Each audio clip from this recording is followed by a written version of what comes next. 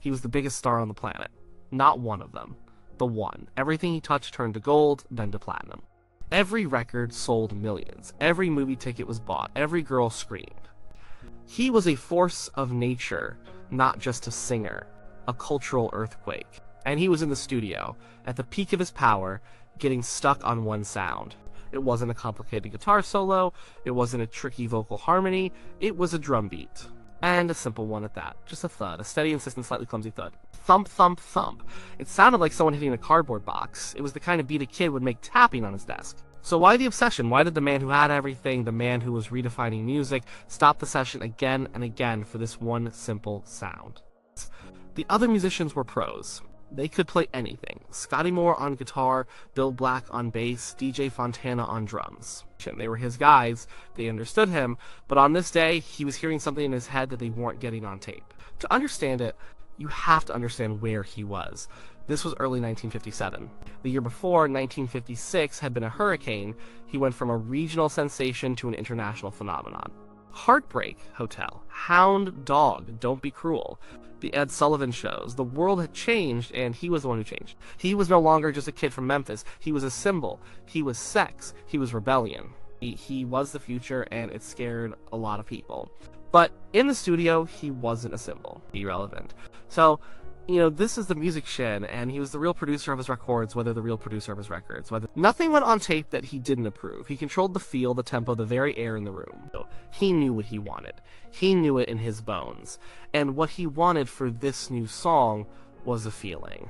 The song was about being nervous, jittery, overwhelmed by love or by lust.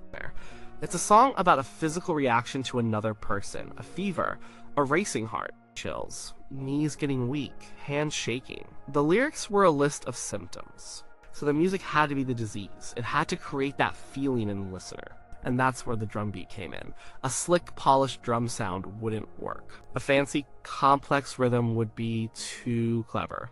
It would be music you admire. He didn't want admiration. He wanted a reaction. He wanted to make you feel what the singer was feeling. The beat had to sound like a nervous twitch. It had to be the sound of a heart pounding in your chest when you see that person across the room. Thump, thump, thump. Not a healthy, steady heartbeat. A nervous one. An excited one. A beat that's a little bit off, a little bit shaky. DJ Fontana was a great drummer. He knew how to swing. He knew how to drive a band. But his natural instinct might have been to make it sound good, to make it sound professional. And Elvis kept pushing back. He didn't want it to sound good.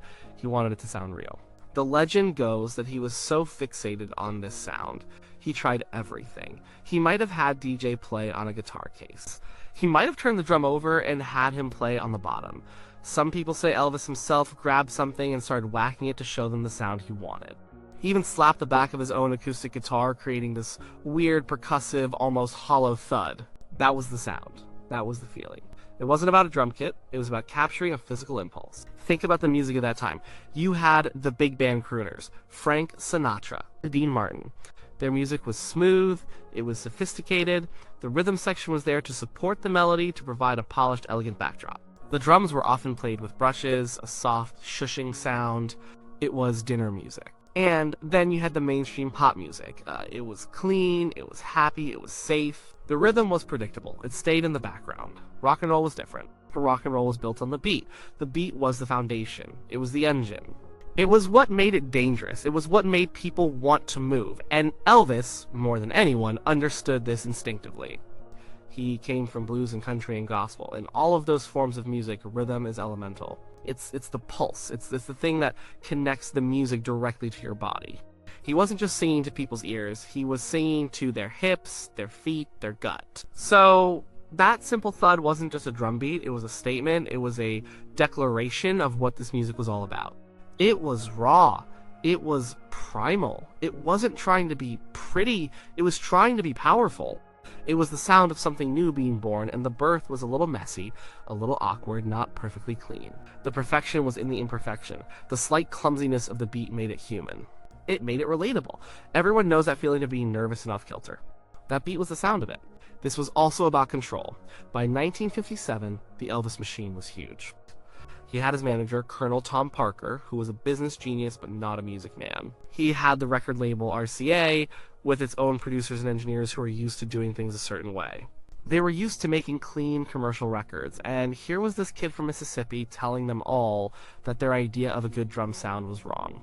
His obsession was his way of protecting his art. He knew that if they cleaned it up, if they polished it, they would sand away the very thing that made it special.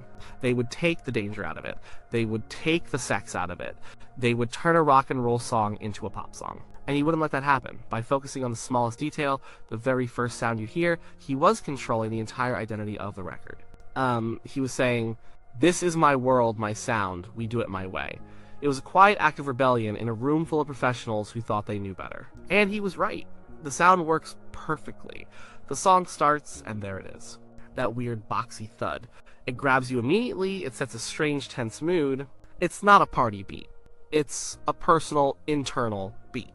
Then the bass comes in and his voice. And the whole thing just builds from that one nervous pulse. The entire song is balanced on that one simple sound. If the beat were different, the whole feeling of the song would change. If it were a big, booming rock beat, it would sound too confident, too arrogant. But this beat, this thump thump thump, it sounds vulnerable. It sounds, well, shook up. It's a masterclass in less is more. Any decent musician can play a lot of notes. Any good drummer can play a complex fill. But it takes a true artist to know when not to play. To know that the most powerful thing you can do is strip everything away and leave only the essential. And for this song, the essential was that nervous heartbeat. It was the whole story in one sound. This approach would echo through the history of rock music. Think of the garage rock bands of the 60s. The simple, raw drum sounds. Think of punk rock in the 70s. The Ramones, stripping music down to its absolute basics. 3 chords and a primitive beat. It was the same philosophy. The feeling is more important than the technique. The energy is more important than the polish.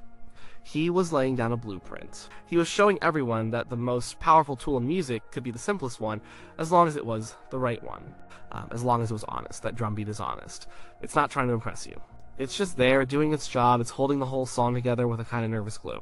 It's the sound of a young man at the very top of the world, still connected to a basic, fundamental human feeling. The feeling of being so in love or in lust that your whole body goes haywire. He was a superstar, but he was still a 22-year-old kid, and he remembered what that felt like. He insisted on getting that feeling onto the record. So when you listen to that song, listen past the voice, as incredible as it is. Listen past the guitar and the famous bass line. Listen to what it all starts with. That simple, strange, perfect thud.